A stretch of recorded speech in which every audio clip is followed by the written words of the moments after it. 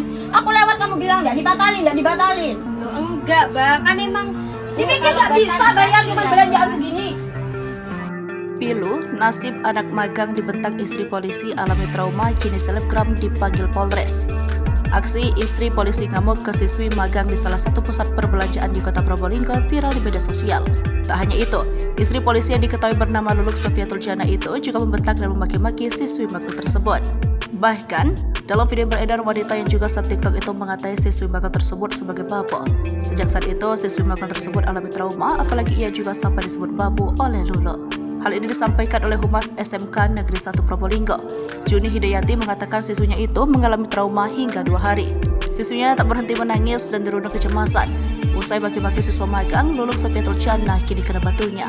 Dia dan sang suaminya, Bribka Nuril, dipanggil dan diperiksa di Mapolres Probolinggo. Itu buntut viralnya video Luluk maki-maki siswi magang di pusat perbelanjaan di kota Probolinggo. Wakapolres Probolinggo, Kompol Nur Halim mengatakan pihaknya telah memanggil dan memeriksa Luluk dan Nuril.